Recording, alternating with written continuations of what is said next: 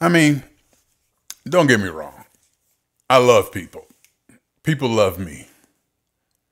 I am a people person. No, that's not true. I am a people person when I am with people. You know what? I forgot I'm off work. Is that better? It's better for me. So, as I was saying, I am a people person when I'm around people.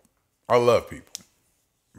Some of my highest and deepest feelings come when interacting with other people, whether it be one-on-one or in a group or in a crowd, at a concert, at a football game, dancing or whatever.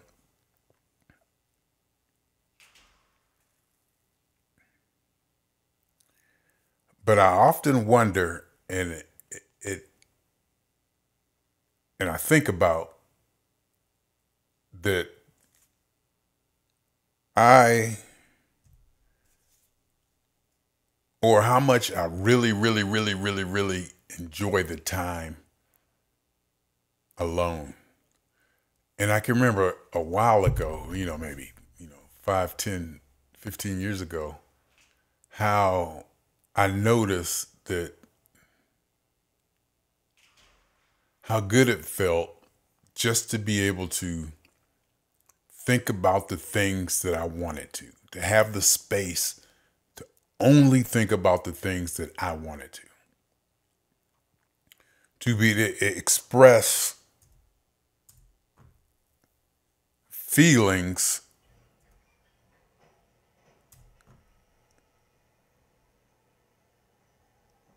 of joy and happiness. I guess it got to sometimes where I started to notice that my energy and my happiness, or whatever you want to call it, my expressive energy and excitement, everybody don't want that around them. It took me a while to realize that. It took me a little bit of time to understand that everybody don't. Oh my God, y'all see my face? It's toe up. My face is toe up. This is hopefully from shaving. This whole area, just kind of, I might need to, what's it called? Change the blades on my hair clippers. I've probably been had them for 5, 6 years now. Probably need to change them anyway. But the point being, there was more than a few times where I was just really excited and happy and wanted to be loud and crazy and was around other people, and either I felt that I couldn't be that way around them, or they actually said, turn that shit down.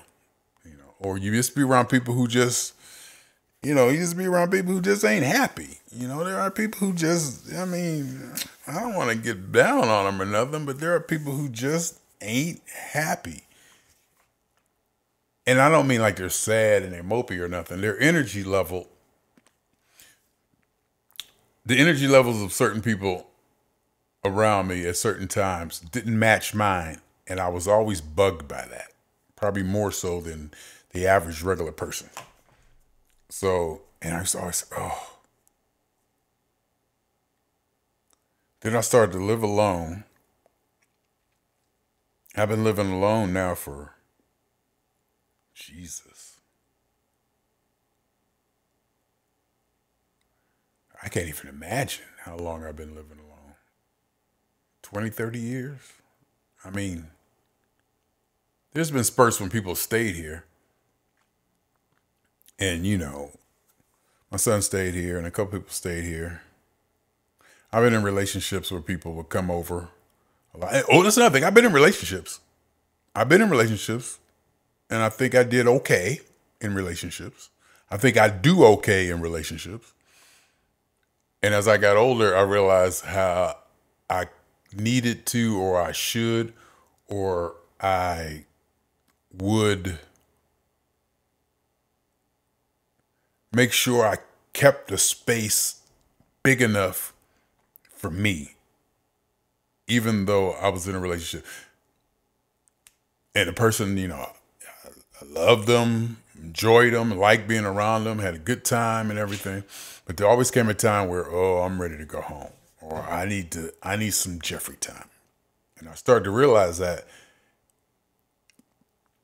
it's like no matter how much fun I was having here or there, or with this person or that group or this or doing this, it always came a moment where I was like, all right, I'm ready to go. I'm ready to just go be, by myself. And when I'm walking, I don't listen to music that much. I don't listen to podcasts, ever hardly. It's just listening to my own thoughts. And I'm walking 3 hours a day. Then I come home.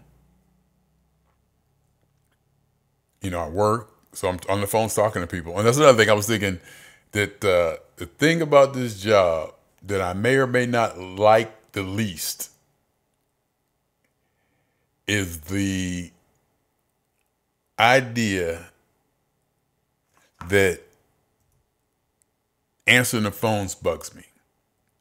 For some reason, answering the phones bug me. And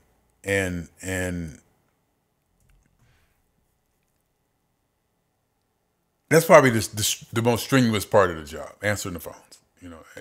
Constant people. Because I don't want to say I'm not a people person, but caregiving or compassion, or what's the word, in service. I'm not do things for other people in service. I help people. I will help people when I can. But I'm not one just to help people just because they ask. If I'm going to help somebody, I want to see a viable, tangible, hopefully long-lasting result. Or you're just spinning your wheels. Like giving the homeless people money. The only thing they're going to do is keep asking for money tomorrow. So I never really got into that. I've never been charitable. I'm not charitable. That's another way to put it. I celebrate apathy. I celebrate the fact that I don't care about a lot of things. A lot of things that's going on politically and socially that I have a distance from. And maybe, I don't want to say protected from, because that's not the word, or I have a distance from where they may or may not affect me. I don't want to say that's other people's problems. Am I my brother's keeper?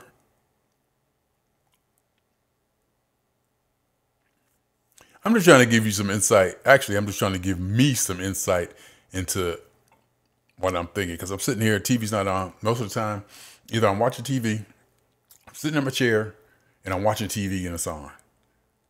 But if I'm not sitting in that chair watching TV, TV's not on. Some people, you go in the house, TV's on all the time. They just need that noise.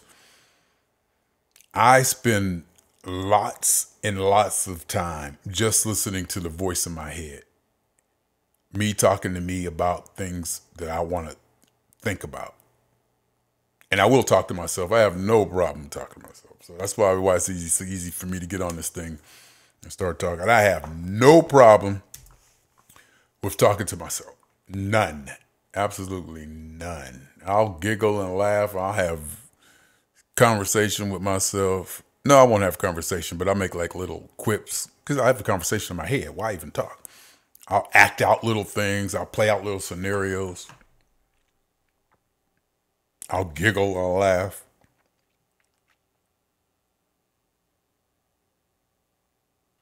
I see people, compassionate people, caregivers, nurses, and I've said this before that I'm grateful for them. I cherish them. I respect them.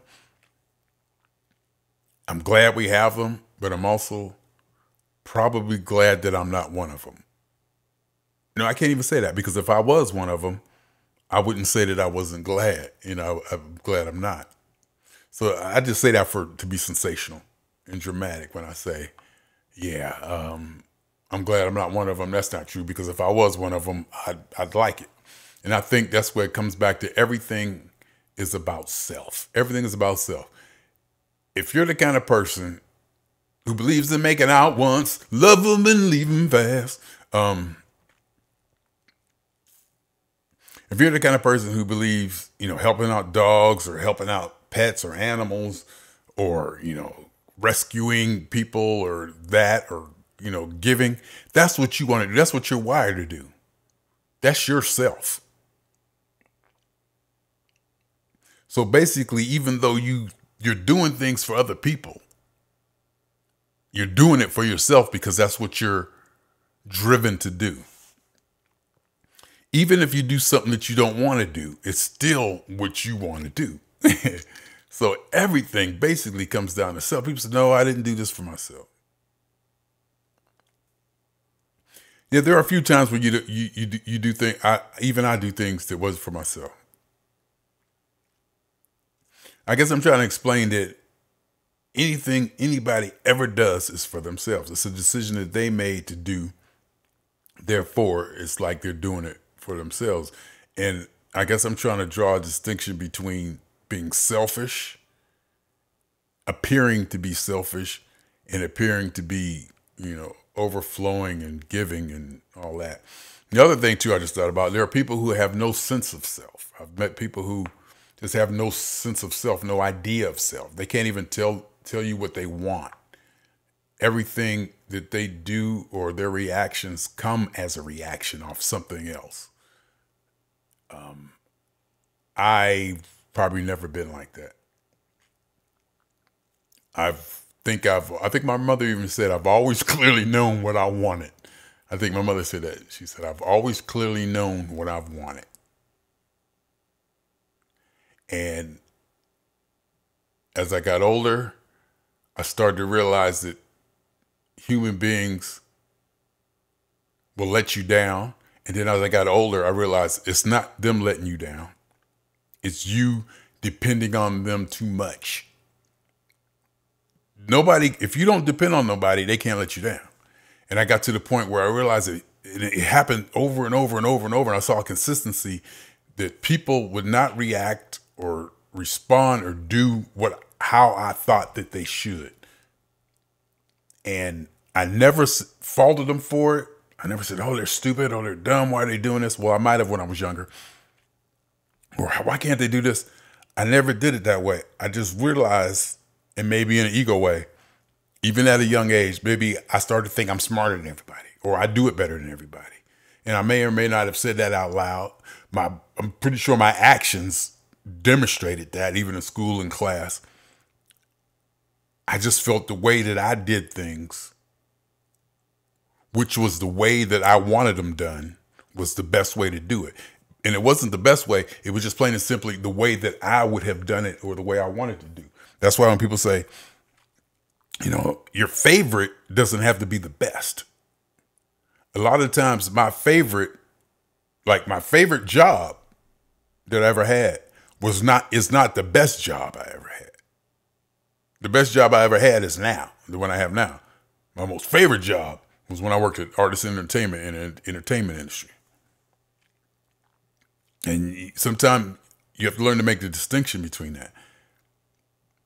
And that's when I realized that I said, you know what? I got to stop depending on people as much. I've got to stop depending on people because they won't do it. They won't do things the way I want them done. It's plain and simple. There's no right or wrong. Again, I'll say this. I don't believe in right or wrong. I don't believe right or wrong, up or down. Left or right, it's all relative. Everything is so goddamn relative that it means nothing. Everything is so relative that it only means something to you. There's nothing universal. And a lot of these politics and identity politics and stuff you see on TV try to make it seem like we all want the same thing, and we don't. We don't want the same thing. All these ideas of what happy is, what success is, it's so goddamn subjective that only you can decide, or me, or you, or I, whoever can decide for themselves what's success and what's happy. That's why one of the ideas I had about gauging happiness comes from the fact that It's not about what you have or how you have it. I kind of like to think of it as the percentage of things that that you have attained that you've desired. Are you what you want to be? Whatever it is, it doesn't matter. If you want to be a ditch digger and that's what you want to be and that makes you happy, you could be fully happy being that. So, or you can be the richest person in the world. You can have 1,000 cars, or you can ride a bike. You could be poor living under a bridge. But if that's what you want, that's your happy. And you can gauge people, almost compare them based on how much of the things that they desire for themselves that they have attained. That, and of course, Maslow's hierarchy as far as being food, shelter, psychological requirements, and physical requirements, and safety, and all that.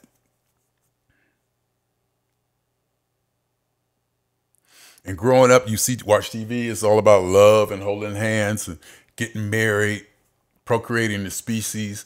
Now that's where it comes. It gets a little scientific or Darwinistic in the fact that survival of our species probably once depended on the amount of offspring we had. Now I think we got so many people, we could probably pull back on creating so many of us. I think we've overcome that hump of numbers. So how important is procreating to the human race? Is that a goal? And this leads me off to the other thing I always think about. We don't have a goal. There is no one universal goal for humanity. We cannot have a goal since there's nothing universal. Since there's nothing we can universally agree upon, and there is nothing that's universal. There's no universal feeling. There's no universal anything as far as humans concerned. And if there's nothing universal, that means there'll never be a universal goal, a goal of life. The goal of life and evolution, if you believe in it, is not to be human. The goal of life was not to create us. We just happened to happen. We struggled and fought and got here. And if you ask me, that is one of the accomplishments that we as human beings have. Maybe it may have benefited us to kind of take that for granted. But every now and then we need to stop and realize what we evolved from and to, if you believe that. If you believe God created us and we're here, poof. How long am I going? I can't see with my 18 minutes. All right. If you believe God put us here and poof, then you go to heaven. You live on this planet to go to heaven and be with him. And you live happily forever. You know, there was a time when I would ridicule that and scorn it and, say crazy stuff, but I'm past all that now. It's another thing. That's what I was just saying earlier too, that, as far as confrontation, I'm not into confrontation anymore. It's like I've won. It's like, you walk into a grown man, master's degree, whatever. And I don't have a master's degree, but it's like a grown man walking into a kindergarten class. You don't feel challenged. And I'm not saying everybody around me is like a kindergarten class, but the issues, I've been over them so many times. I've went over them in my head. I know what I believe. I trust in what I believe.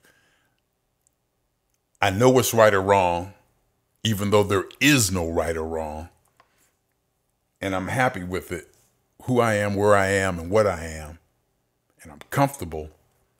So what other people think and believe doesn't bother me as much as it used to. It doesn't get to me as much. Other people's opinions and quote unquote correcting them or challenging them isn't what it used to be. 10 years ago, I was good at it too. Oh my God, oh my God, oh my God. And the whole atheist thing, the whole God thing. When I first became public with my atheism, I was like one of the first few. There's an argument that could be made that I put the first atheist video on YouTube and it started a revolution. And I was into it. I was going to like atheist marches and just joining stuff and being part of it. And then it became mainstream and I was like, okay, I'm done. I made my point. I moved on. And now, you know, religion, no big deal. And I've never, even with the religion thing, I've always liked church, Catholic church, Pentecostal church, Baptist, you know, I always liked church. The idea of the solemnness and, oh God, the Catholic church and with the pomp and pageantry and the, you know, the stoic, you know, huge cathedrals and just the way the processions and the protocol, just love that. But I didn't believe in God. But I believe in that because I believe in faith and I believe in humanity. Which leads me back to us realizing just what we went through to evolve to what we are today. What we are today and what we've created and what we have. I mean, look at what's going on. We just take it for granted. A lot of people look at it and they say, oh, poverty. Oh, all these people listen. I mean, people just talk, only can see the bad things or the negative things or the things that detract in their mind.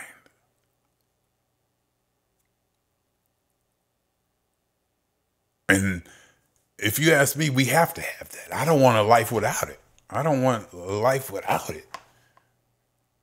I don't believe in heaven. I don't want heaven. I'm not wired for heaven.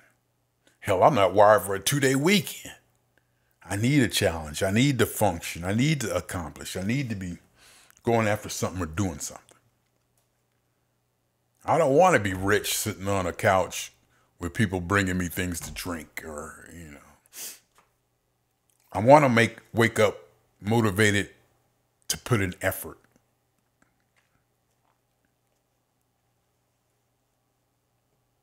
So when I look at life and I think about the fact that I'm sitting here now in my living room with all these electronic toys around me that other human beings created, discovered, back from the electron to the radio, to TV, to communications, to internet, to the fact I can sit in my living room and create music, in fact, art,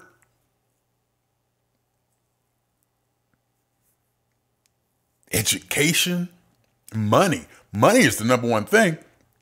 Money, the fact that you can take a dollar bill anywhere around this planet and it gets the respect it does is something we did. We agreed on that. All of us humans, if you really think about it, we all said, all right, this thing right here, we're going to put a value. We're going to give a value to this piece of paper.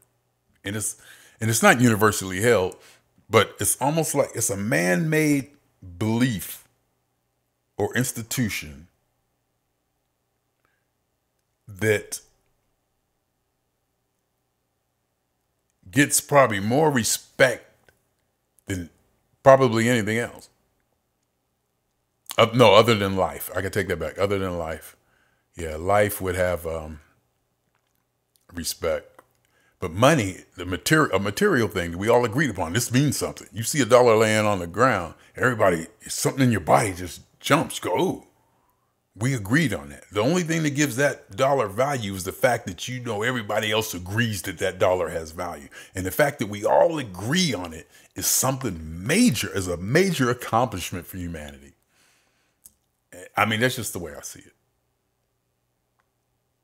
And I say all that to say, I can say life, you're going to have ups and downs in life. I don't want a perfect life. I want to see litter on the streets every now and then. I need to have something to complain about every now and then. I need to have something to irk me or push me the wrong way or to get me going, because a lot of the things that I've really come up with that may have been deeper or deeper thought has become off of a quote-unquote negative reaction that I've had off something. So a life of on the beach, fairy tale and blissy is nothing that I look forward to. Like I was telling somebody today, I'm not looking forward to retirement. Hell, I can't handle a weekend. I can't handle 2 days off, let alone 365. And it's because it could be because that I enjoy the time I spend alone. Now that I have such powerful toys and a platform and the means to communicate to millions. Not that I can communicate to millions, not that I do communicate to millions, not that I ever will communicate to millions.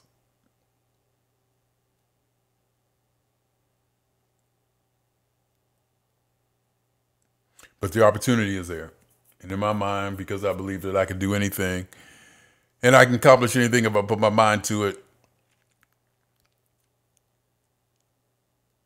I believe it can be done. And when I wake up every morning believing that, I wake up every morning believing that I can have and do anything that I want. So every day is just so wide. I mean, the horizon of every day for me is just so wide and vast. I've traveled all over this planet. There's no place I don't think I can go. There's no person I don't think I can reach. There's no nothing. The only thing is going to space. That's the one. If there was anything that that I would want to try to figure out that I may or may not have to go super duper Jeffery to accomplish, it would be going to space. If that's probably the biggest thing. That's probably the biggest thing for me.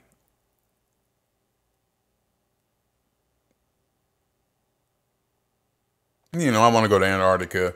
I want to see, I want to go to all the continents. I think I got 2 more continents to go to, Antarctica and South America. I want to see the Northern Lights. There's certain things I still want to do. It's supposed to be a total eclipse coming up somewhere. I like to see that. Phenomena like that.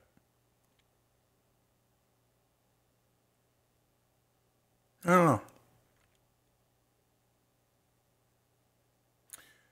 As I sit here in my apartment, I'm on the wrong thing. Look, I'm looking at this one. Y'all need to be on this one. Oh, I did all that talking and I'm on the wrong one. I'm looking at CS. It happens. Probably talk for a long time like that too.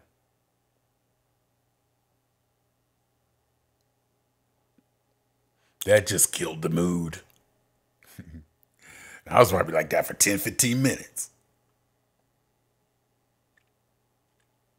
Probably should have split screened it. I could do it too.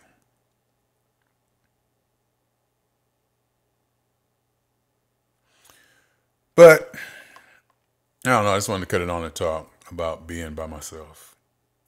Talk about myself being by myself. Where I've set up all this equipment and stuff around me.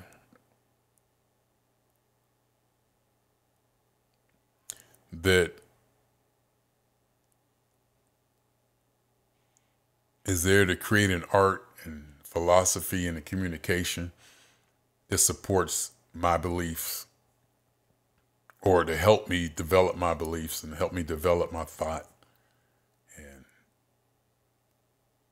where I can stay within my thought, but yet have interaction with other people from a distance. And like I said, I don't want to make it seem like I'm being dramatic and all sensationalized. It's not that I don't like people. It's not that I don't like being around people. This is more about how deeply I enjoy this time to myself, or time by myself. Now, during this lockdown, it's getting to be a little too much. I still need to go out. I still need to go to, I can't wait to get to stadiums. I can't wait to get to concerts. I can't wait to be out and be that guy out there and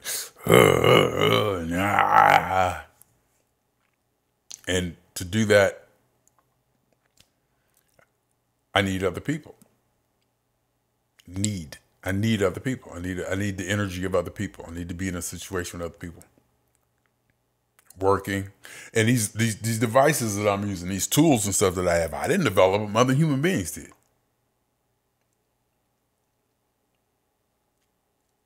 I don't know.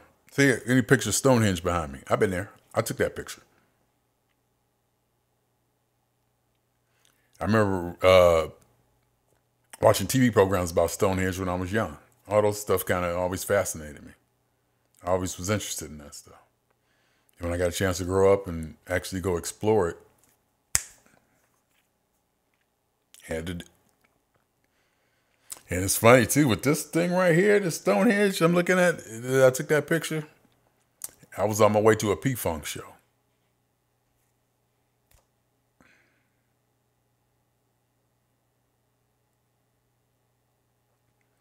Then I think I left that P-Funk show,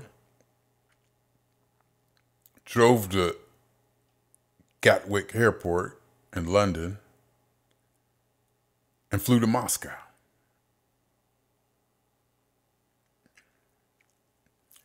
Stayed walking distance from Red Square.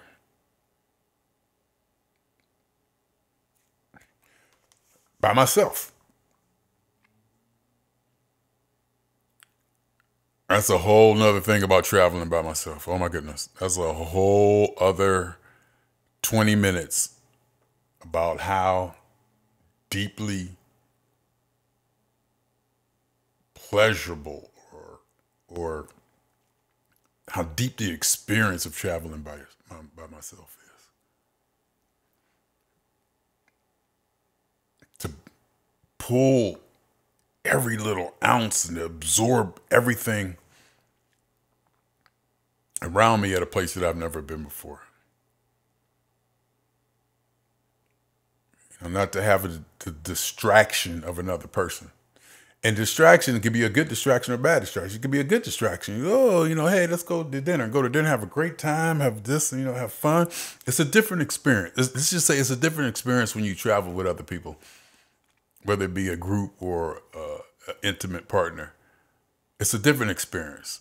And I've gotten to the point where and I remember the first time I did it. I can tell you the first time I was with Andrew.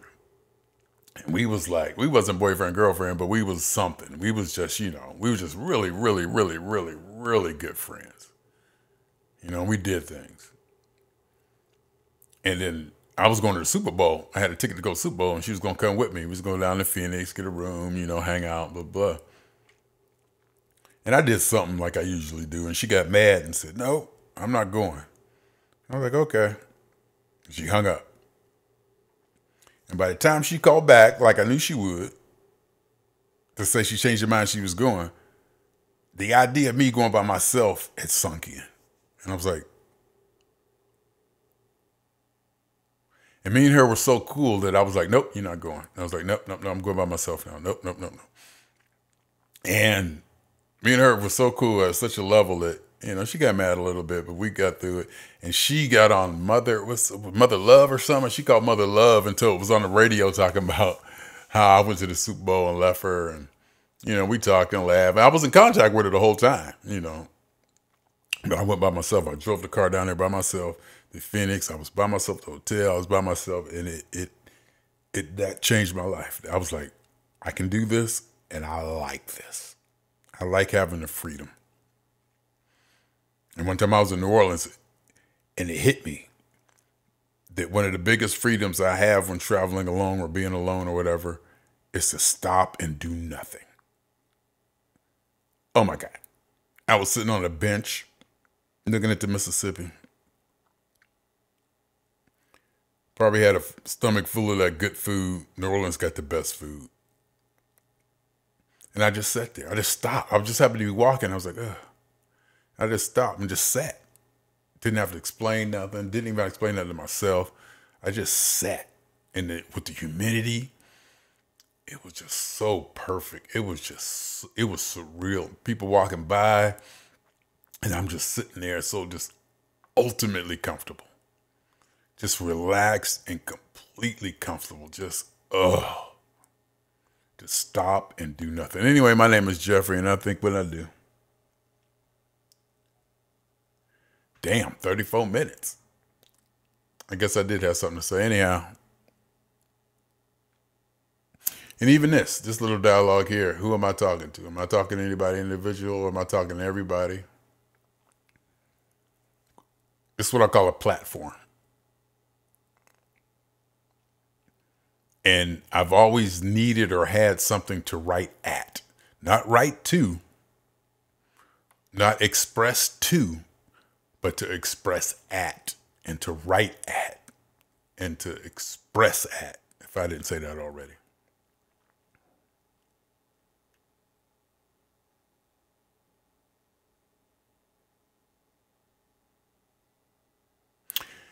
Anyhow, my name is Jeffery. Swinging on y'all 2 times. Fade to black. Can I fade to black? Oops, that wasn't fade to black. That's something else. This is fade to black.